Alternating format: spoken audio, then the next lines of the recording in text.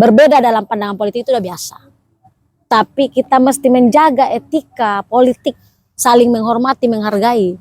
Itu kewajiban kita pada semua gitu.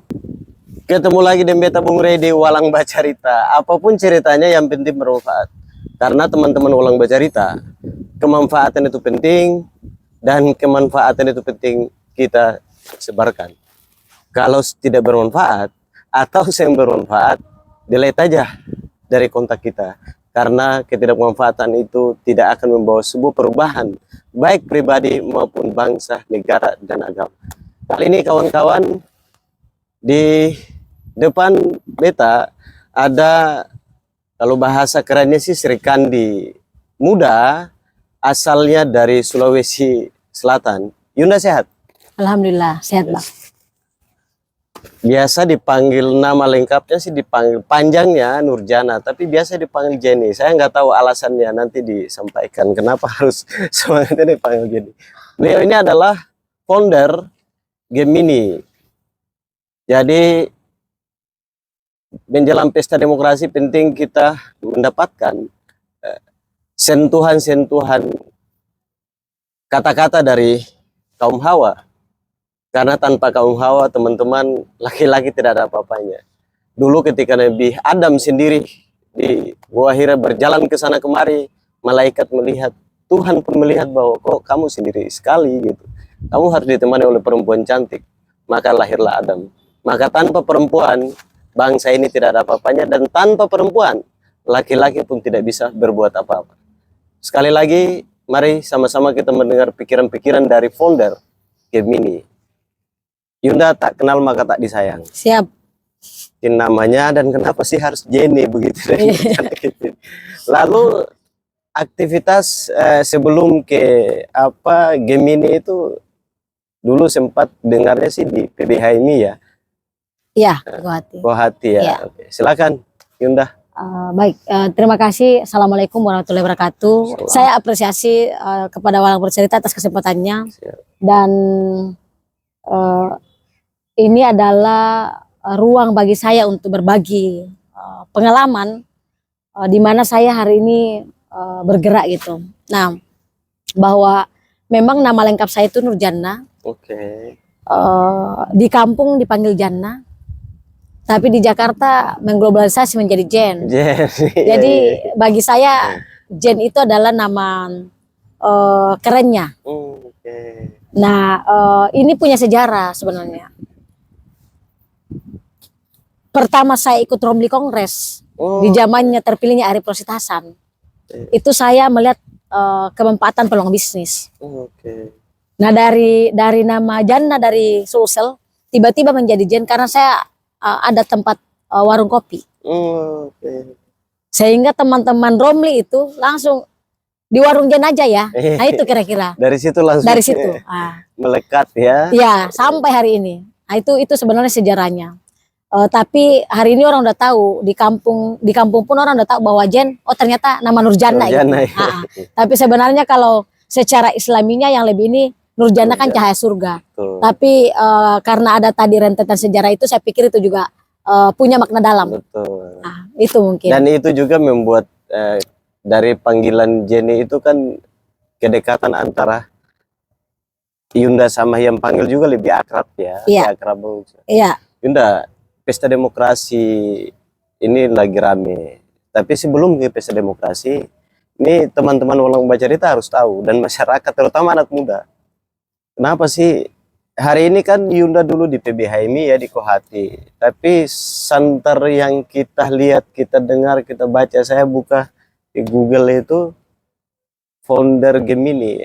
Apa motivasi atau semangat awalnya? Loh, orang di PBHMI itu sudah harus luar biasa loh, kader-kader HMI itu. Tapi kenapa memilih untuk lebih membangun komunitas, wabil khusus, lebih khusus lagi ke perempuan, gimana sih semangatnya gitu? Oke. Semangat hadirnya lembaga saya ini namanya Gemini. Orang pikir itu semua zodiak saya. Padahal saya Libra. Nah, itulah kita. Terkadang yang tampil itu kita melihatnya ujungnya seperti apa, padahal enggak. Gitu.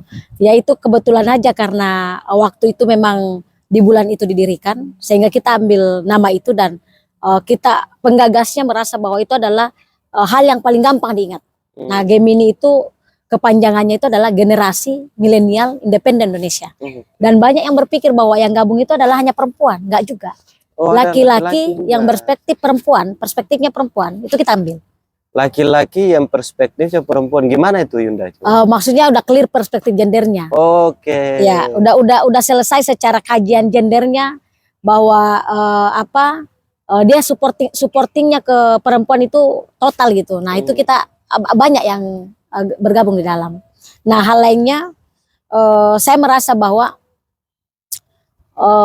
saya secara pertarungan organisasi eksternal di Sulsel menduduki Sekum Katibat Sulsel Bar. Lompat ke nasional, bertarung mendapatkan bendahara umum Kati PBMI. Di eranya Raihan, ketua umumnya Raihan. Nah, belum lama kok, baru 2 tahun yang lalu di Munasnya di Surabaya. Sehingga saya pikir bahwa ilmu, nilai-nilai yang saya dapatkan di dalam organisasi Himpunan Mahasiswa Islam ini, itu tidak bisa saya tinggalkan begitu saja. Jadi spirit itu yang kemudian saya hadirkan, bahwa mampu ndak saya kemudian membuat rumah yang kemudian tidak meninggalkan nilai itu, tapi ekspansinya lebih yang besar. Nah, misalnya hari ini yang gabung di lembaga Gemini ini ya itu berbagai cipayung. Dari Kopri. Bukan saja di teman-teman HMI aja ya? Bukan. Dari teman-teman Kopri ada, kemudian mantan ketua perempuan Pemkri ada, dari daerah-daerah. Sehingga saya pikir bahwa ini adalah lebih kepada kebermanfaatan. Dan hari ini ya era generasi milenial, kita harus melakukan suatu terobosan. Bahwa ada rumah yang kemudian kita punya visi misi bersama, yang kemudian kita gaungkan menjadi sesuatu yang memberikan nilai lebih kepada masyarakat luas, terlebih kepada pribadinya kita dulu gitu, internal organisasinya kita. Nah, di lembaga ini konsennya kami itu hanya cuma tiga poin doang, Bang. Pertama, tentang peningkatan kapasitas SDM, khususnya di leadership sama entrepreneur dan kolaborasi. Karena hari ini ya anak-anak muda itu saya pikir kita mesti menjadi teladan dulu. Teladan di kepemimpinan. Nah, terkadang problem kita sebagai aktivis, wacana semua kita tahu. Nggak ada kita tidak tahu tentang diskusi terkait negara ini. Tetapi toh besok paginya kita bisa bangun jam berapa? Iya. Gitu loh. Nah, bagi saya ya hal-hal detail dulu nih yang mesti kita selesaikan, baru kita lebih ke yang umum gitu. Bagi saya hari ini nggak usah muluk-muluk, tapi yang kita pahami sebagai nilai kebenaran atau yang pengetahuan umum itu yang kita jawantahkan dulu pada diri kita, sehingga dengan sendirinya ya kita bisa dijadikan teladan sama generasi berikutnya, teman-teman kita. Ya. Minimal teman-teman kita ya. Baik. Yunda, apa aja selama ini Gemini lakukan? Kalau sejak lahir ya? Itu udah sangat banyak sih, Bang, kalau itu. Mungkin salah satu atau dua program yang bisa juga jadi semangat, mungkin teman-teman yang nonton ini juga bisa. Ya, kalau selama ini alhamdulillah ya menjadi mitranya kami setiap tahun itu ya Kemenpora, Kementerian Pemuda Olahraga. Dan itu memang udah tiap tahun lah. Ya alhamdulillah Gemini dipercaya dari sekian lembaga yang masuk kurang lebih 600-an, yang gol kira-kira 45-an, tapi kita menjadi salah satu yang menjadi prioritas. Artinya apa? Bahwa kami bertanggung jawab terhadap kementerian apa yang kementerian berikan gitu. Nah, kalau hal lainnya banyak, Bang, termasuk ya. Apa kegiatannya ini, Yunda? Kegiatan apa yang gini, yang paling kalau di media itu dia bilang trending topik ya, tapi kalau organisasi kegiatan apa yang dianggap wah banget gitu yang bisa jadi catatan buat teman-teman? Kalau yang menurut saya ya, kita ini konsen juga pada melihat kegiatan-kegiatan sosial sih Bang. Oke. Ya kayak ya kegiatan yang kurang lebih 1 bulan yang lalu di Makassar, sekaligus kita buat kegiatan peningkatan kapasitas SDM untuk bagaimana anak muda Sulsel ini tanggap bencana, siaga bencana. Ya kemudian habis itu kita langsung roadshow ke beberapa panti asuhan. Oke, luar biasa. Iya. Dan ya alhamdulillah juga ya bahkan kita mendapatkan kepercayaan dari salah satu partner kita untuk mobil bantuan sosial. Artinya kegiatan-kegiatan sosial selama Gemini hadir itu salah satunya yang Iya. itu ya. Oke. Tapi kalau saya tadi pas baca di media, waduh luar biasa ini.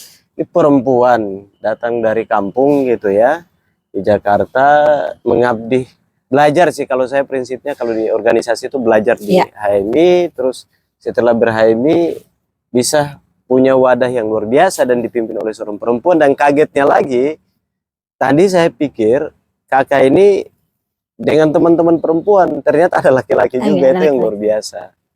Artinya kesetaraan antara laki-laki dan perempuan atau kehadiran perempuan itu sangat penting ya hari ini.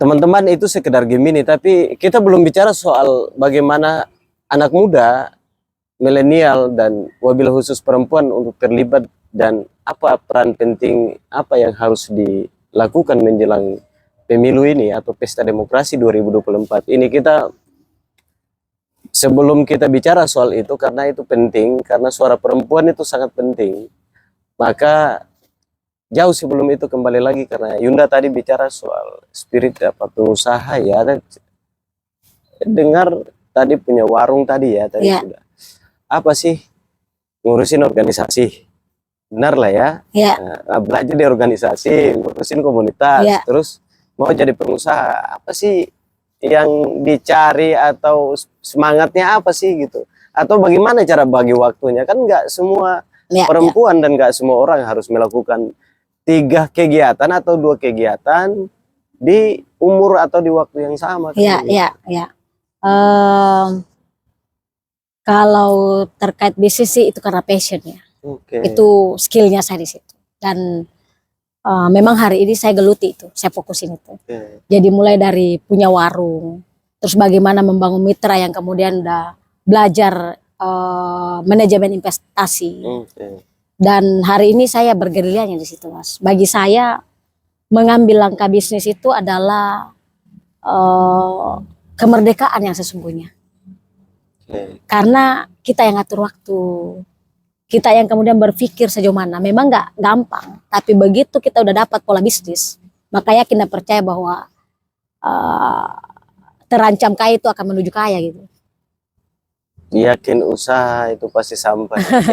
Iya. Nah itu kemudian ya lembaga ini kan sebagai kita bagian dari aktivis Bang, saya pikir bahwa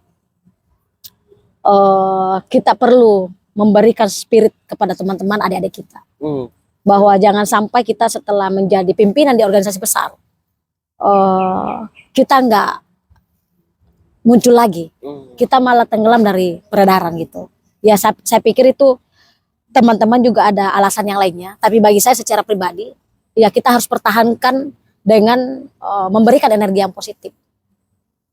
Karena karena di bawah ini kan bukan saja era kita saja, tapi kan di bawah masih ada, kalau di HMI contohnya kan banyak banget, mulai dari Batko, cabang, komisariat gitu kan, itu tanggung jawab sebenarnya. Betul. Nah itu atas spirit itu sebenarnya semuanya, bahwa kita punya adik-adik, bahkan ya senior sekalipun gitu kan, yang kemudian jiwa aktivis kita kalau memang udah menjiwai Bang, itu nggak bisa hilang. Itu udah tertanam sampai mungkin kita meninggal pun nanti. Sebagai perempuan, tidak banyak juga kita dapat perempuan di zaman sekarang yang mau belajar jadi seorang aktivis. Malah sekarang mohon maaf, teman-teman muda baik Gen Z maupun milenial, mereka lebih orientasinya gua habis kuliah gua berbisnis aja deh gitu kan. Nah, tapi kenapa harus mau jadi seorang aktivis dan tadinya harus sudah selesai dari HMI dan berbisnis dong gitu, tapi kenapa harus bangun komunitas? Ya, eh, saya pikir ini tentang jiwa ya Mas ya. Ini tentang bagaimana kita menjiwai gitu. Dan eh, memang problem kita di perempuan Bang sangat banyak. Terkadang dia lagi energinya besar-besar, tiba-tiba dia menikah lalu nggak dapat support dari suami misalnya. Nah ini kendala juga, iya kan? Sehingga memang betul-betul ketika perempuan mampu membagi antara domestik dengan publik, itu baru sesuatu yang bagi saya hebat gitu. Karena nggak semuanya bisa. Banyak yang kemudian secara emosional, spiritual, kesennya itu oke, tapi kemudian terkendala di sisi-sisi lain tadi itu. Nah, bagi saya sebagai perempuan, kita harus mampu mengatur ritme ini supaya antara peran kita sebagai ibu, peran kita di publik itu nggak hilang. Saya misalnya Mas, orang banyak yang nggak percaya bahwa saya udah punya suami. Tapi ya suami saya ada gitu. Ya, dan dia berkiprahnya di Sulawesi Selatan. Saya komitmennya adalah 1 kali dalam 1 bulan saya pulang. Nah, ini atas dasar kepercayaan tadi ya. Iya. Karena gini Yunda, banyak perempuan yang memang stagnan setelah menikah. Iya. Tapi kembali lagi sebagai perempuan tadi masih kuliah, aktif di HMI, bagaimana caranya? Atau kasih tips deh. Ini sebelum menikah ya. Kan orang tua ini gini, mau melepaskan anak laki-laki biasa aja gitu. Tapi melepaskan anak gadisnya untuk harus beraktif di organisasi yang pulangnya nggak tahu jam berapa, terus kuliah sampai apalagi dilepaskan dari Sulawesi Selatan ya, tepatnya di kalau saya kabupatennya Enrekang. Enrekang itu jauh loh. Jauh. Mau ke Makassar aja itu 6 jam. Jauh, 6 jam. Tapi mau dilepaskan ini anak saya lepaskan ke Makassar, saya lepaskan ke Jakarta. Gimana cara meyakinkan orang tua agar dan sekaligus bisa mensupport kita itu? Kalau saya Bang sejak dari kecil sih, saya nggak pulang rumah pun nggak dicari gitu. Udah bapak ibu saya udah yakin bahwa apa yang saya lakukan itu adalah on the track. Dan saya memang nggak pernah mengecewakan. Maksudnya pasti ketika saya udah ngomong, paling minta restu, berjalan, pasti akan sampai. Dan sehingga dari situlah memberikan komitmen ke mereka bahwa ya kita memilih jalur aktivis dengan catatan tidak minta uang lagi. Kalau kita memilih jalur aktivis nggak pulang-pulang lalu masih kita minta dari orang tua, pasti patah juga pasti. Nah ini kan enggak. Alhamdulillah ya komitmen-komitmen kecil itu yang mesti kita yakinkan sehingga betul-betul bahwa oh ya anak saya apa yang dia tuju itu memang sesuatu yang real, sesuatu yang memang punya tujuan. Saya pikir itu Mas. Apa yang mau disampaikan ke teman-teman perempuan agar tidak patah dan harus mau belajar dan bisa meyakinkan orang tuanya? Karena tantangan sekarang makin parah loh. Iya, hari ini tuh memang era yang kita nggak bisa prediksi ya. Iya.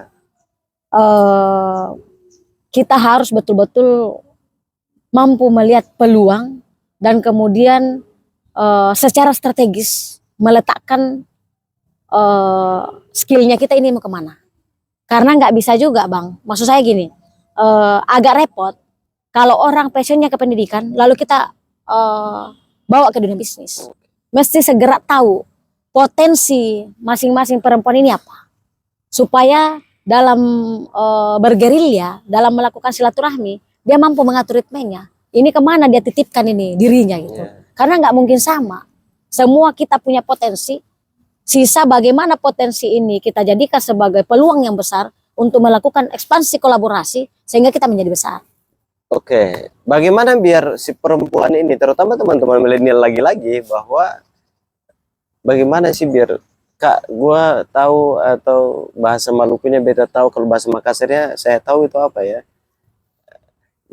Biar saya tahu tentang ini Kak, kajian biar saya tahu tentang saya ini punya kelebihan ini loh gitu. Bagaimana caranya bisa kita tahu tentang? Kalau kayak gituan ya memang selesai di basic training. Di basic training itu ya kita akan dikupas tuntas analisis SWOT tentang diri. Kalau di HMI ya, nah belum lagi kita masuk ke LKK-nya itu lebih dispesifikkan lagi kenapa mesti perempuan keluar, kenapa mesti dia berdaya gitu. Dan ini persepsi selama ini yang agak keliru ya Bang ya. Terkadang laki-laki menganggapnya bahwa perempuan cerdas itu karena dia mau mengalahkan laki-laki, padahal enggak. Iya, salah. Kita itu adalah mau cerdas karena kita menjadi madrasah pertama untuk anak-anak.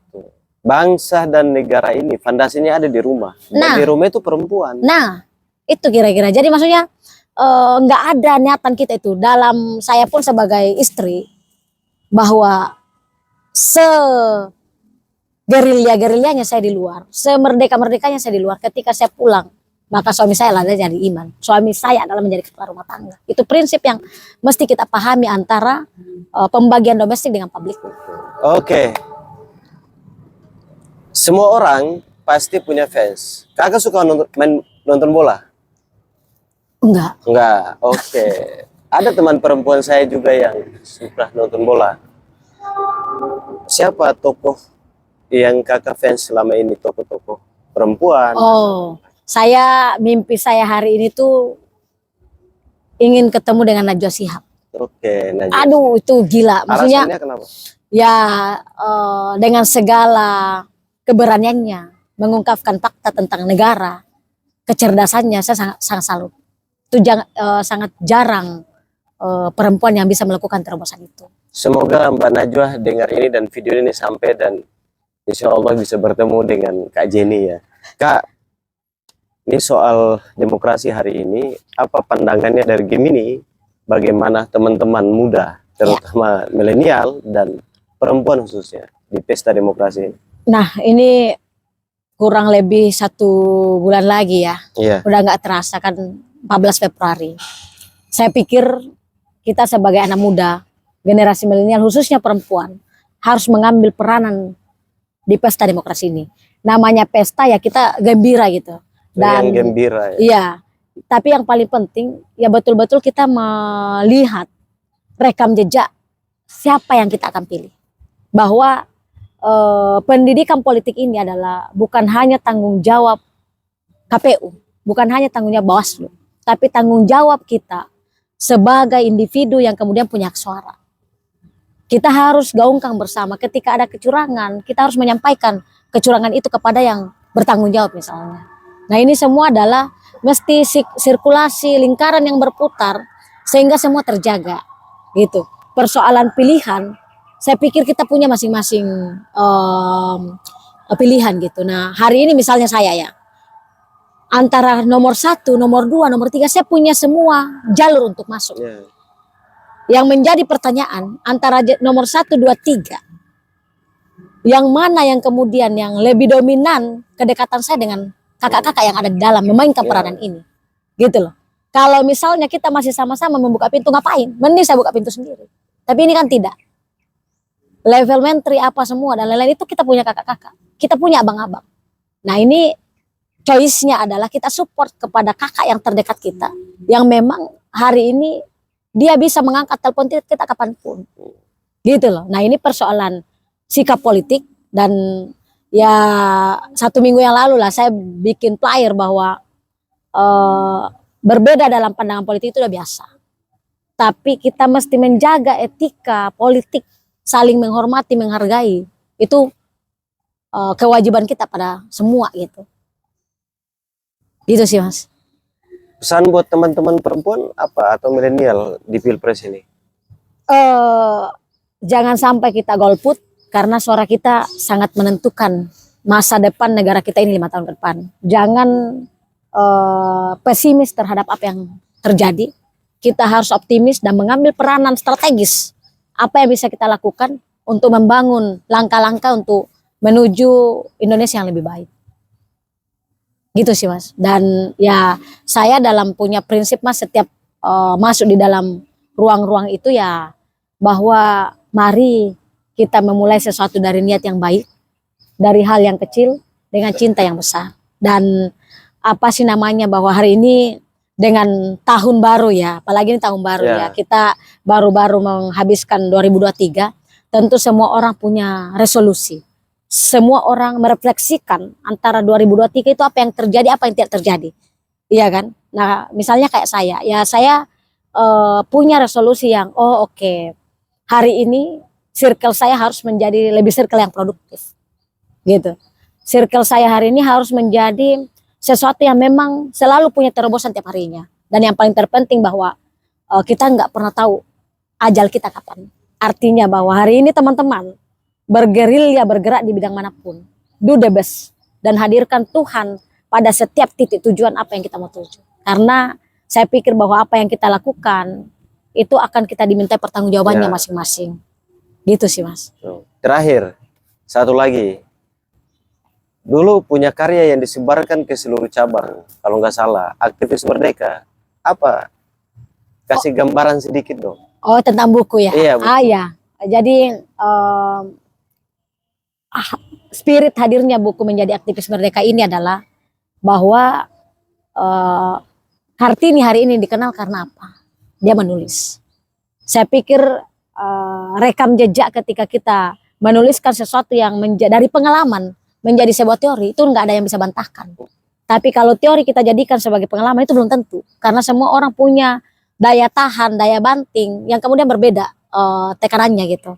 Nah hari ini saya pikir sampai pada struktur pengurus besar organisasi itu adalah kita melewati dari kabupaten, provinsi sampai nasional. Itu mampu melewati dinamika itu, sehingga bagi saya di dalam buku itu perlu saya sampaikan valuenya. Dan memang berat judulnya Bang, Menjadi Aktivis Merdeka.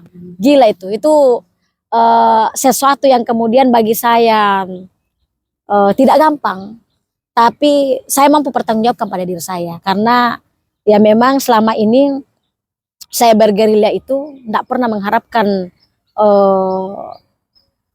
recehan dari senior, tapi bahwa saya melakukan terobosan dengan sesuatu yang bernilai, di belakangnya itu akan ada value-nya tersendiri. Saya selalu sampaikan ke adik-adik bahwa ketika nilai yang kalian tanamkan, maka rupiah pun akan mengikut. Sehingga itu yang kemudian saya tebarkan, dan alhamdulillah hari ini titik-titik jalan-jalan itu saya tuai. Saya selalu berpikir Bang bahwa the power of mind, kekuatan berpikir dan mesti memang kita clearkan sama diri. Kita clearkan sama diri kebanyakan hal positif.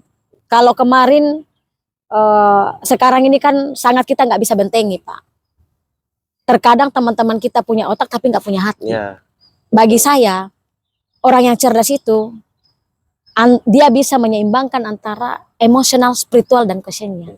Kalau baca bukunya Ari Ginanjar yang tipis itu mampu bagi saya menerjemahkan kita mau menuju ke mana sebenarnya. Itu sih. Nah kalau buku itu lebih kepada bagaimana rekam jejak saya mulai dari kampung, bagaimana menerobos tembok-tembok di Jakarta, bagaimana membangun jejaring. Dan bagi saya hari ini Bang, ya kita berbuat baik aja ke semua orang. Betul. Karena kita nggak tahu titik mana yang akan mengantarkan kita. Itu satu. Yang kedua,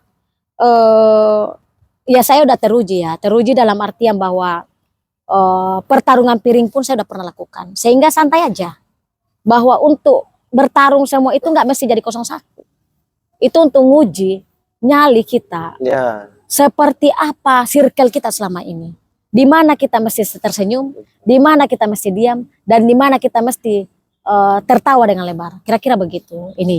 Jadi ya kumpulan-kumpulan daripada itulah yang kemudian membuat kita menjadi semakin bijaksana, bahwa untuk memutuskan silaturahmi kita tidak boleh. Kita silaturahmi kepada semua, tapi kita tahu porsi di mana titik senyum kita itu tadi. Saya pikir itu. Baik, oke teman-teman Walang Bacarita, saya pikir tidak bisa disimpulkan. Tadi yang disampaikan semoga bermanfaat, dan kalau bermanfaat disebarkan sebanyak-banyak. Karena saya ulang lagi, kemanfaatan itu penting. Kalau nggak ada manfaatnya jangan disebarkan. Nanti jadinya fitnah dan hoax. Sekian, sampai ketemu di konten-konten selanjutnya. Terima kasih. Ya, terima kasih Bang. Kakak, ya, sehat-sehat semoga bermanfaat ya. Semoga datang lagi. Siap. Di Walang Bacarita.